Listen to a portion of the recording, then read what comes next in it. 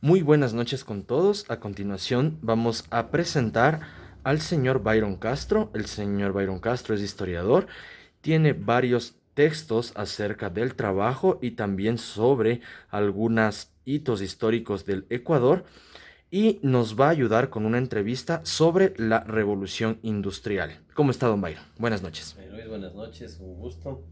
Primero quiero decir que el ser humano, desde que es tal, ha tenido necesidad de información.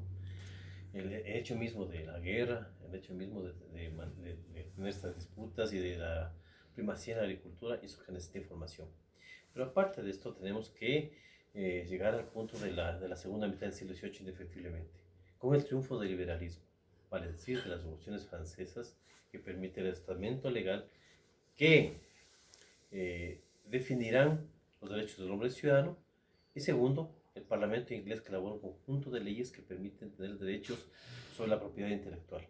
Esto permite a los inventores, a los creadores, en el único país europeo que puede hacerlo, de aprovechar sus publicaciones, sus artículos, no solo la propiedad agrícola, no solo la propiedad sobre animales o servicios, sino los derechos de propiedad intelectual.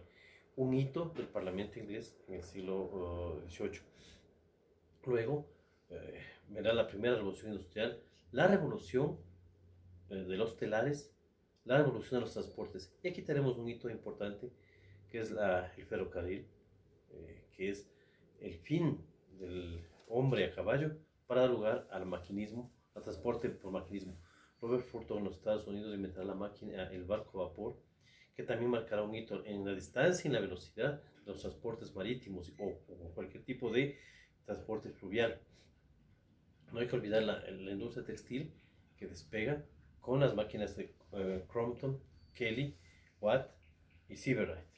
Entonces aquí hay un hito. La segunda revolución industrial que va a una cadena que se le ubica en los albores del siglo XIX, 1806, 1852, tiene que ver básicamente con las formas de energía, la electricidad, tenemos la industria automotor, tenemos el comunicado Morse, ¿no es cierto? El telégrafo, formas de comunicación rápida, y a eso vamos también la comunicación. La tercera revolución industrial que se marca después de la Guerra Civil Norteamericana, que es la más fascinante y la que hay un periódico en Nueva York que dice que el mundo ya va a ser un lugar feliz totalmente para todos los seres humanos. Hasta el siglo XIX la gente decía, si Dios hubiera querido que el hombre vuele, le hubiera dado alas. Sin embargo, cientos de inventores, como Santos Dumont el brasileño, o Lilienthal en Alemania, o los hermanos Wright, hacen posible el vuelo a motor en 1903. Y tenemos los sistemas de refrigeración que transportan gran cantidad de elementos para el comercio. Don Byron, una pregunta. Justamente usted es autor sobre el libro del ferrocarril ecuatoriano, un libro también muy mencionado y muy estudiado aquí. A partir de lo que empezó la era del ferrocarril en Estados Unidos, ¿cuánto tiempo tuvo que transcurrir para que llegue y se forme el proyecto para el ferrocarril del Ecuador? Ya, primero el ferrocarril nace en Inglaterra con Stevenson, la Rocket número uno. Su hijo lo perfeccionará y la velocidad que llegaba es de 40 kilómetros por hora más o menos. Y hubo una guerra casi en Inglaterra porque el ferrocarril con su ruido hacía que las vacas den un mal producto de lácteo. Los servicios de diligencias quebraron. Sin embargo, la legislación inglesa protegió el invento de Stevenson. Y en los Estados Unidos se lanza el proyecto más increíble de ferrocarril, el famoso Union Pacific, que trata de unir de costa a costa a los Estados Unidos, que sustituirá al Pony Express, el transporte de ¿En qué año cartas y fue esto? mercadería. Esto fue a principios del siglo XIX. Y en Ecuador cuándo empezó el Ya, proyecto? en Ecuador, bueno, como somos un país en vías de desarrollo, periférico, viene un señor inglés llamado Kelly, la famosa vía Kelly, que propone la L famosa, ¿no? Al presidente García Moreno en 1981. Desde la costa, desde Guayaquil, llegar hasta Guaranda y subir la famosa L.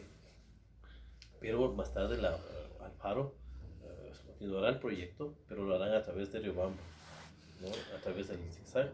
Y se fue inaugurado el 25 de junio de 1908. Tú dirás un poquito tarde, pero muchos países de América Latina lo hicieron más o menos por esa época, salvo México. que la Revolución Mexicana aceleró las construcciones de las redes ferroviarias y porque también tuvo los capitales de los Estados Unidos. El presidente Porfirio Díaz quiso modernizar México y los Estados Unidos estuvieron ahí para prestarle ayuda económica, aunque no cambiara la situación social de México. Por eso vino la Revolución Mexicana, que es una revolución agraria, no es socialista ni mucho menos.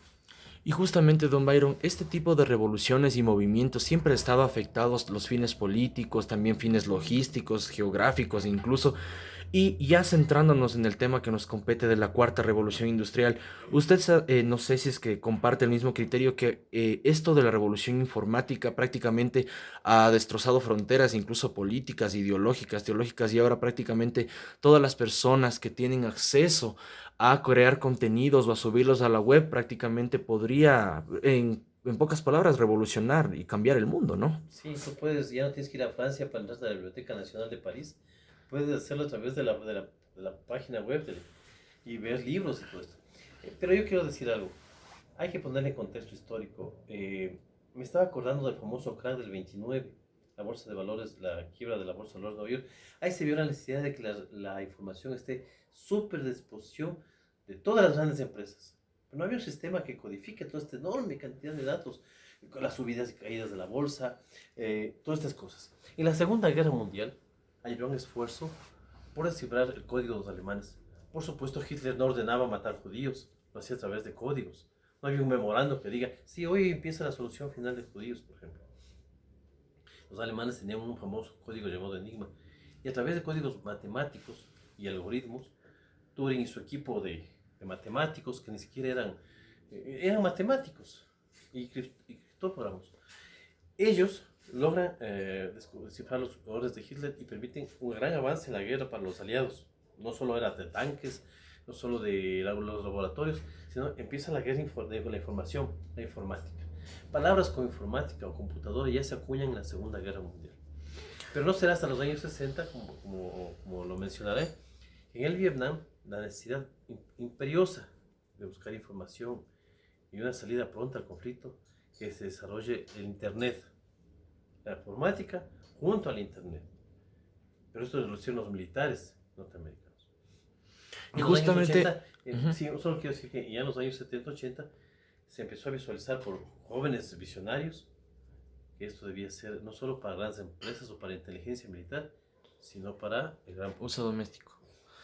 Don Byron, pero justamente conforme avanzan este tipo de revoluciones y la informática, poco a poco usted justamente escribe sobre el trabajo en sus textos. ¿Cómo usted cree que afecta la informática al trabajo, a la mano de obra de las personas? no, ¿Usted ve que eso es algo beneficioso, la informática per se, o en qué contexto la deberíamos afrontar? siempre que la ciencia avanza es un bien para la humanidad. Eso lo dijo Séneca en el tiempo de los griegos. Cuando la mente humana crea cosas, es un bien para la humanidad. Aunque desplace la mano de obra e No, incluso... no, no, yo no lo veo así, por una simple razón, porque la informática también puede ser generador de empleo. Eh, lo mismo se decía de los ferrocarriles, que miles de gente que se dedica a las diligencias iban a quebrar, y no fue así. El- hay que entender que es imparable, el ser humano avanzará, creará y progresará mientras sea tal. Solo cuando se extinga la especie humana dejará de crear cosas. En que en muchos tiempos fue rápido, en otros lento. Solo piensa lo que pasó después de 40 años después de Colón. Los navíos eran tan desarrollados que las carabelas de Colón parecen unos barcos de niños. Don Byron, ¿y usted qué opinión tiene del uso de la tecnología en la educación? Ya para finalizar. Ya, aquí es importante, más lo que estamos pasando. Por ejemplo, aquí se ve claramente cómo la tecnología sirve, pero la educación tiene identidad propia. Que se apoya de la tecnología me parece fantástico, maravilloso. Eso es lo que los chicos de ahora también, es su mundo. No va a haber una clase magistral como eran mis profesores o los profesores de mis padres hace muchos años, pero, pero recuerda que la pedagogía tiene un carácter propio. No está ligado a otras cosas. La pedagogía, dependiendo de la naturaleza de la materia, puede apoyarse en la tecnología, y no solo en la tecnología, puede apoyarse en formas de pedagógicas modernas, formas de asociación de ideas. Pero la esencia, sí, la en sí, esencia, la exacto. esencia no puede cambiar. La esencia de un buen maestro per se es encontrar en qué se destaca su estudiante y explotarlo. ¿O usted cómo lo ve? No, los grandes maestros desde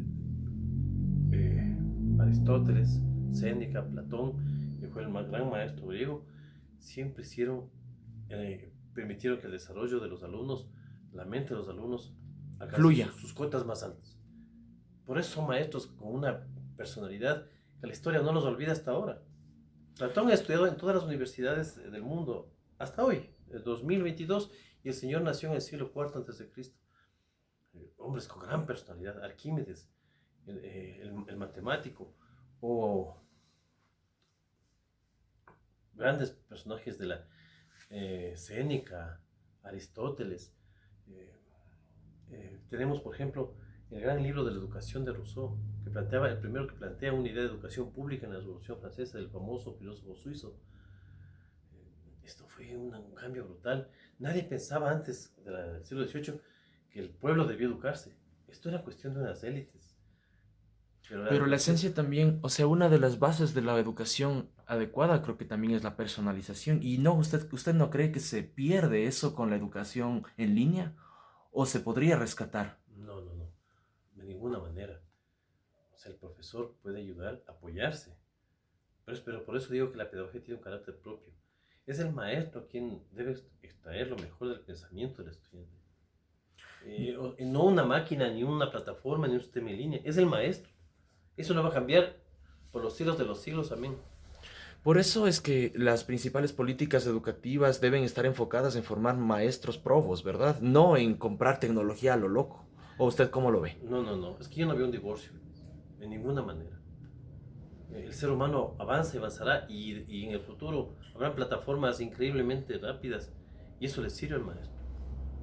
Pero no puede ser que se hable de maestro en el país y casi en el mundo, salvo ciertos países, le exija tanto al maestro y tengan sueldos paupérrimos. Y como pasa en el Ecuador, inclusive en colegios de élite. Esta es una tontería. Don Byron, Estas plataformas, perdón, tú sabes mejor que mí, cuestan. Estos sistemas de internet cuestan. Y esto los paga el maestro de su sueldo bastante reducido. ¿Cómo se le va a exigir un maestro? ¿Cómo se le va a exigir un maestro que tenga la cara puesta en 10 alumnos o 15, otros 15 ahí y que mantenga una disciplina? Esta es una grosería. O todos en línea o todos presenciales. ¿cómo usted ve el futuro de la educación de aquí en 10 años, don Bay? Y para finalizar. Soy optimista porque en mi experiencia yo he tenido alumnos con un talento increíble.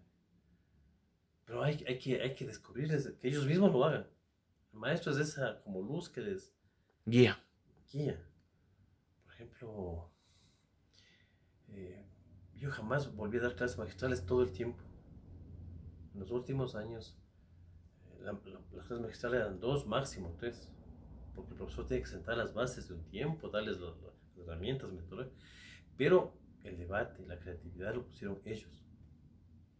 Bueno, muchas gracias, don Bay. Una buena noche. Dios le pague.